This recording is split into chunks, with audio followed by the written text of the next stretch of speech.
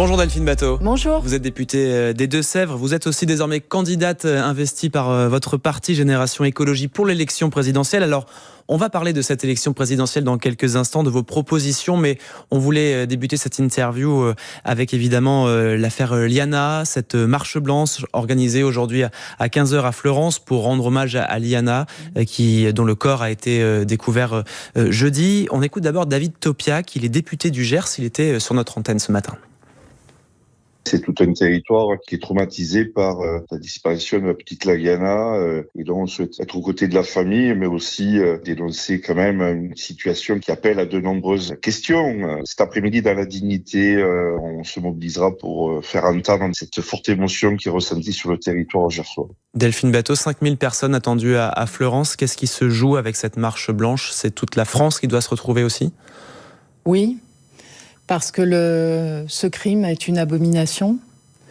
Il est une abomination pour Liana, pour sa famille, pour tous les habitants de ce territoire, pour toute la France.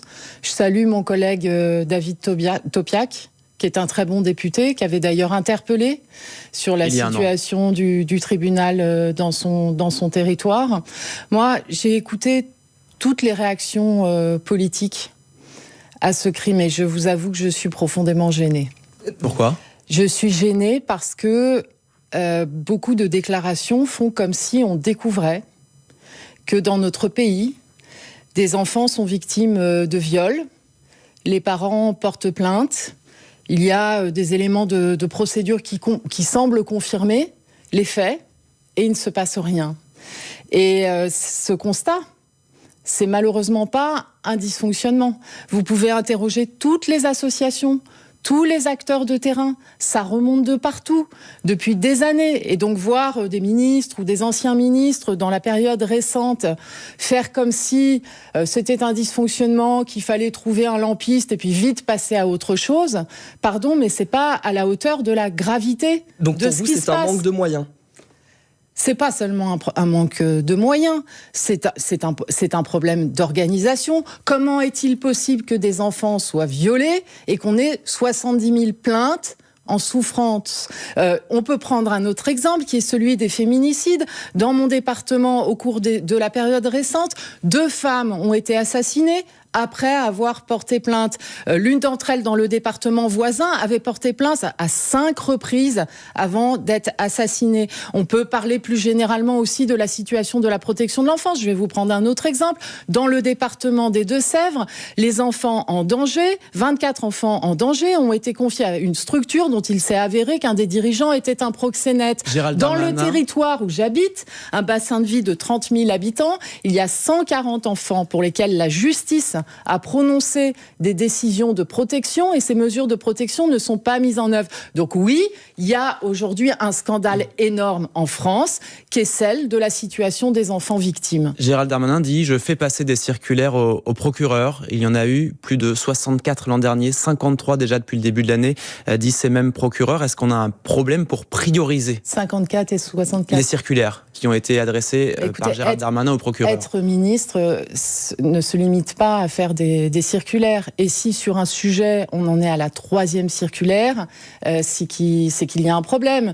Je lisais l'entretien de Monsieur Retailleau, qui a été ministre de l'Intérieur pendant plus d'1 an, et qui fait semblant, ou alors je ne comprends pas, de découvrir qu'il arrive que des victimes, par exemple, appellent dans une brigade de gendarmerie, et je le dis ça en pleine reconnaissance du travail des magistrats, des gendarmes, des policiers qui font ce qu'ils peuvent, mais qu'il arrive que des victimes appellent dans une brigade de gendarmerie pour demander des nouvelles d'une plainte pour violence sexuelle et pour viol, et qu'elles se voient répondre « on vous tiendra au courant, circuler », il n'y a rien à voir, ça existe. Justement, Delphine Batho, Bruno Retailleau, candidat des Républicains à l'élection présidentielle, il souhaite créer une cour disciplinaire de la magistrature pour prononcer d'éventuelles sanctions à la place de l'actuel Conseil supérieur de la magistrature. Est-ce qu'il est trop corporatiste, ce Conseil supérieur de la magistrature, parce que c'est venu dans le débat public?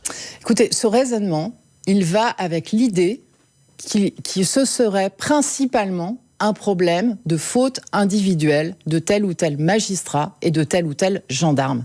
Ça ne correspond pas à la situation. Il y a un rapport d'inspection, on verra ce que dit on verra ce que dit ce rapport d'inspection. Je le dis, moi ma demande elle est très simple. Il y a 70 000 plaintes, selon le garde des Sceaux, de mineurs pour des faits de violence. Je demande que toutes ces plaintes soient réexaminées, que l'on procède à des recoupements, puisqu'on voit bien que pour ce qui concerne celui qui manifestement a tué Liana, il était mis en cause dans plusieurs affaires. Donc on procède au regroupement, on manque de policiers, on manque de magistrats. On fait comment ? Effectivement, on a 2 fois moins de magistrats en France que la moyenne européenne. Donc oui, il y a un sujet de moyens. Mais quand on est dans ce type de difficulté, on peut choisir de concentrer les moyens. Et écoutez, combien il y a eu de rapports sur ce sujet ? Combien il y a eu de rapports ? Les ministres même, ceux qui viennent aujourd'hui considérer que ce serait juste un problème de dysfonctionnement dans ce département, ils ont eu eux-mêmes, en 2023 par exemple, il y a eu un rapport d'inspection qui a écrit, noir sur blanc, qu'il y avait des plaintes d'enfants pour viol dans lesquelles les auteurs étaient connus, qui ne connaissaient aucune suite judiciaire sérieuse. Une commission d'enquête parlementaire avec des propositions, mais avec des propositions concrètes. La question là aujourd'hui, pardon, mais c'est pas de refaire des lois, de refaire des commissions d'enquête, de refaire des choses qui prennent du temps. La chose à faire là, tout de suite, maintenant, c'est de mettre en place un dispositif exceptionnel sur les 70 000 plaintes dont je parle. Moins de 1% du total des plaintes absolument, en France. 3%. Et deuxièmement, d'envisager la création dans tous les départements de France d'une brigade des mineurs spécialisée. Pourquoi ? Parce que on a besoin d'avoir des compétences, une réactivité particulière lorsqu'il s'agit de la parole des enfants. Les excuses de Gérald Darmanin, elles étaient à la hauteur ? Moi, je vous le dis, je suis en désaccord avec le raisonnement qui consiste à dire que c'est juste un problème de dysfonctionnement. Vous avez été ministre délégué à la justice sous François Hollande. Très brièvement. Vous auriez fait quoi, vous, à sa place ? J'aurais cherché à ne pas être dans cette situation. Vous auriez démissionné ? Je crois pas que... je suis en train de vous dire que le problème, c'est pas de chercher un lampiste. Bon, donc effectivement, moi je n'accepte pas que l'on substitue à la responsabilité des ministres celle du magistrat de terrain qui fait ce qu'il peut. Et encore une fois, on verra ce qu'il en est. Ça réglerait pas. Je veux dire, tout gouvernement confondu. C'est ce qui révolte les Français d'ailleurs. Ce qui révolte les Français, c'est non seulement l'émotion, l'abomination pour Liana, pour sa famille, mais c'est le fait qu'on ne découvre pas le problème et que le raisonnement et les propos des responsables politiques qui font comme si c'était une affaire stupéfiante d'étonnement correspond pas à la réalité qu'on connaît aujourd'hui dans tous les territoires de France. Gérald Darmanin, le garde des Sceaux, il propose aussi la question de l'imprescriptibilité en ce qui concerne les crimes sexuels sur mineurs. Il veut un projet de loi, une proposition de loi d'ici la fin du quinquennat. C'est une bonne solution ? La solution aujourd'hui n'est pas principalement une question de loi. Donc on peut, si vous voulez, je me méfie. Au-delà des débats de fond, s'il y a des lois qui vont dans le bon sens, moi je les approuve et en général sur ce type de sujet, c'est totalement transpartisan et heureusement. Mais faire croire aux Françaises et aux Français que parce que l'Assemblée nationale examinerait dans les prochaines semaines un texte de loi, ça changerait la réalité que je suis en train de vous décrire, que des plaintes pour des faits de viol sur des enfants sur lesquels on a des éléments de preuve, non pas de suite, ça, c'est quelque chose qui doit être traité immédiatement à la lumière de ce qui vient de se passer et de ce drame. On comprend que c'est votre demande prioritaire ce matin. Malgré tout, il y a une loi cadre qui est défendue par des collectifs féministes depuis la fin de l'année dernière. Elle demande aujourd'hui à ce que cette loi cadre soit examinée par l'Assemblée nationale. Ce n'est toujours pas le cas, ce n'est pas mis à l'agenda. Pourtant, ça permettrait une meilleure communication entre les magistrats, la police, les gendarmes. Il faut que ce soit une priorité, ça aussi ? Oui, mais comme vous venez de le dire, les associations le demandent depuis longtemps. Vous la défendez, vous ? Mais évidemment. Mais comment se fait-il alors que, en fait, toutes les associations, les constats que je suis en train de faire, elles les font depuis longtemps. Il y avait eu aussi le rapport de la Ciivise en ce qui concerne les enfants victimes d'inceste. Combien de propositions de la Civis depuis 2023 sont mises en œuvre ? Beaucoup sont laissés Les lettres 3 mortes. quarts n'ont pas été mis en œuvre. Donc effectivement, si les associations depuis longtemps disent qu'il faut une loi cadre, c'est-à-dire qu'il faut arrêter de prendre les choses par petits bouts, c'est qu'il y a des raisons. Mais encore une fois, ce n'est pas une future loi, même si elle est nécessaire, qui va régler le problème immédiat qu'il y a aujourd'hui des enfants qui sont victimes, que leurs parents ont porté plainte, qu'il y a des éléments de preuve concernant des faits de viol et que ces plaintes doivent avoir une suite. On entend votre appel ce matin sur France Info. Delphine Bateau, vous restez avec nous. Le 8h30 se poursuit. On va évoquer la présidentielle qui approche à grands pas. Ce sera après le rappel de l'info avec Diane Ferchit. Le maire de Fleurance dans le Gers s'appelle à la dignité et au calme. À l'occasion de cette marche blanche dans sa ville cet après-midi, hommage à Liana, cette enfant de 11 ans retrouvée morte cette semaine. Tous les habitants s'étaient mobilisés pour les recherches. Fleurance sous le choc et en colère alors que le garde des Sceaux a reconnu des dysfonctionnements de la justice concernant le principal suspect. Demain soir, un rassemblement est prévu devant le ministère de la Justice ainsi que les tribunaux en région. La mairie de Paris annonce son intention de porter plainte après l'agression de la maire du 10e arrondissement lors de la 25e édition de la Nuit Blanche. Hier soir, elle dénonce une action de militants d'extrême droite.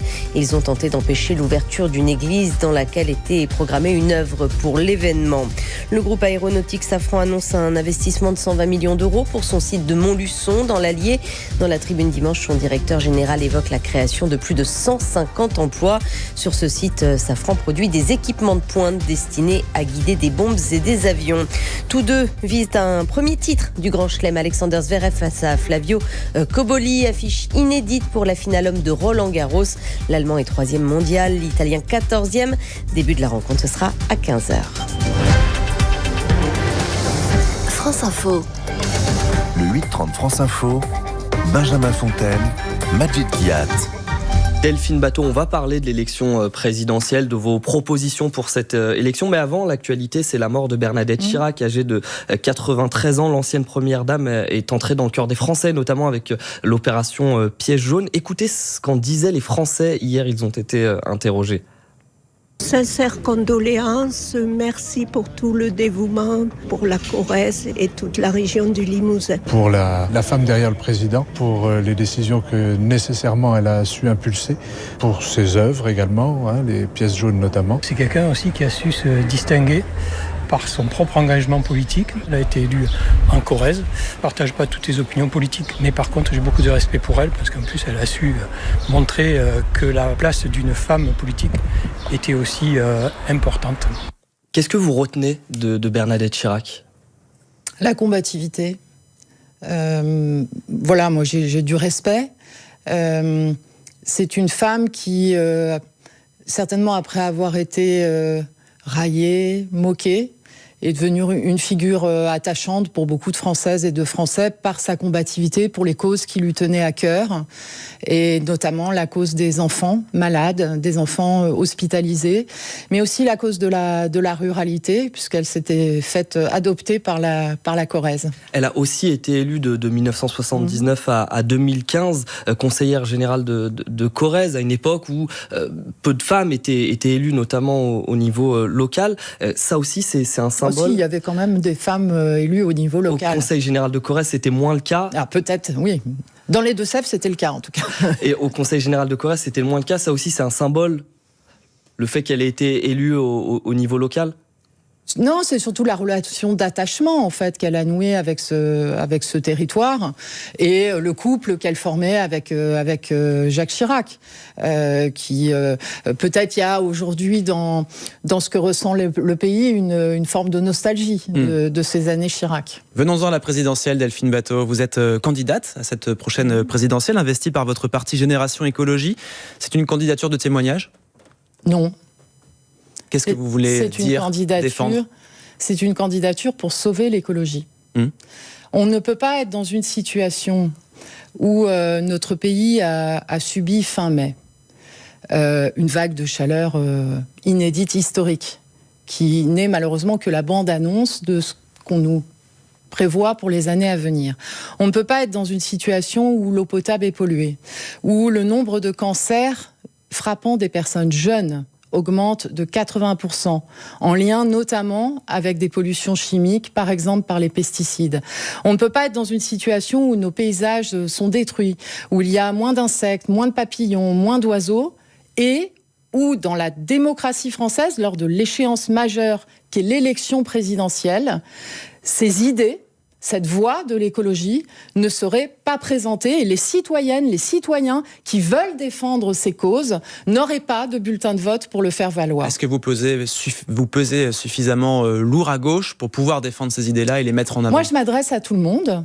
Et je porte, vous avez dit à gauche, je m'adresse à toutes les électrices et tous les électeurs.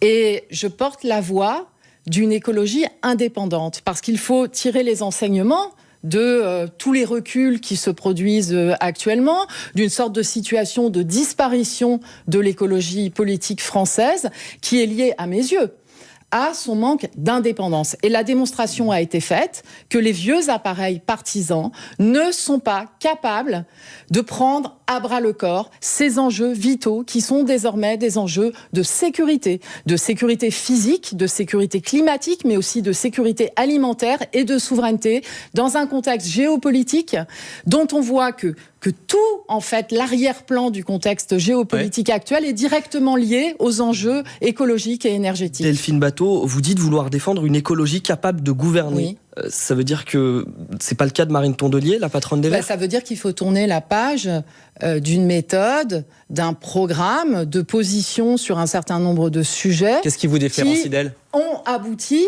aux résultats électoraux, c'est-à-dire qui ont abouti à un rejet de ELV. Quand on regarde les derniers résultats électoraux, les élections européennes à peine 5%, la précédente élection présidentielle moins de 5%, et les défaites récentes aux élections municipales. Mais qu'est-ce qui vous différencie de Marine Tondelier ? Vous dites, moi je suis indépendante. Elle ne l'est pas ? Qui sont injustes par rapport au travail des élus locaux. Ce qui me différencie, c'est l'indépendance. Mais par rapport à qui ? Par rapport à qui ? L'indépendance par rapport aux appareils politiques existants. Et je vais prendre un exemple très précis de ce à quoi conduit la logique de dire qu'il ne faudrait pas défendre nos idées dans la prochaine élection présidentielle. Quand on est dans une logique de primaire avec la gauche, on part tout de suite sur des logiques de programme, en quelque sorte de compromis. J'ai lu dans les propositions de Marine Tondelier qu'elle évoquait la sortie des pesticides à l'horizon 2050, c'est-à-dire dans 24 ans. Eh bien, je suis désolée, compte tenu de la gravité des enjeux de santé publique qu'on a aujourd'hui en lien avec la contamination généralisée de l'eau, de l'alimentation, de l'environnement par les pesticides, quand on voit l'explosion des maladies liées à ces produits chimiques, on ne peut pas attendre 24 ans avant de sortir des pesticides dans notre pays. Delphine Batho, cet après-midi, il y a le premier meeting de campagne pour Jean-Luc Mélenchon, le candidat de la France Insoumise à Saint-Denis. Quel regard vous portez sur sa candidature ? C'est quoi ? C'est la tournée d'adieu d'un éternel perdant de l'élection présidentielle. Moi, je publie un livre le 19 juin qui s'appelle « La politique de la beauté, une nouvelle écologie ». Parce que ce que je veux lever dans la campagne présidentielle, c'est une espérance. Il n'y a rien de beau chez Jean-Luc Mélenchon. Ni son antisémitisme, ni sa brutalisation du débat public, ni... écoutez, les jeux de mots, les jeux de prononciation, de nom de famille, c'est le cliché d'extrême droite antisémite par excellence. Bon. Et le pire dans ce qui s'est passé, moi, ce qui m'a glacé le sang, c'est les rires de la salle. Alors que, je veux dire, on est dans l'archétype... Ça veut dire quoi ? Que ces militants le sont aussi ? C'est ce que vous dites ? Je dis qu'il sait, c'est quelqu'un qui a une culture historique. Donc, quand il fait une blague, je mets des guillemets, sur la prononciation d'un nom de famille, c'est quelqu'un qui sait exactement ce qu'il fait. Et donc, il y a rien de beau, ni là-dedans, ni dans le soutien aux dictatures. Alors que la gauche a du mal à s'organiser, on parle de primaire ou non, sur cette ligne de départ, du côté de la France Insoumise, tout semble très clair. Ce sera le candidat, tout se met en ordre de bataille avec ce meeting cet après-midi. Vous n'avez pas l'impression qu'il a une longueur d'avance, notamment sur ses propositions pour cette élection présidentielle ? Non. Et d'ailleurs, je vois bien en fait le jeu qui se met en place des appareils ou des candidats existants, avec les instituts de sondage, alors qu'on est à 11 mois de l'élection, pour faire croire que l'histoire serait écrite d'avance. Si je suis le raisonnement, Édouard Balladur serait président de la République, François Fillon serait président de la République, Alain Juppé serait président de la République. Et il y a une chose que je n'accepte pas, c'est le fait de dire que cette élection serait une élection où dès le premier tour, on doit se boucher le nez, se bander les yeux, porter des gants pour prendre un bulletin de vote qui ne correspond pas aux idées auxquelles on est attaché. Moi, je dis, les citoyennes et les citoyennes de France ont le droit à autre chose qu'une confiscation démocratique, et les idées, les causes de l'écologie doivent être défendues en 2027. Et c'est pour cela que vous êtes candidate, Delphine Batho. Merci beaucoup d'avoir été avec nous, présidente du parti Génération Écologie. Je rappelle donc que vous allez défendre votre parti pour cette élection. Merci à vous, Majid. À très vite sur France Info. Pour retrouver cette interview en intégralité, rendez-vous sur notre page YouTube. L'info continue.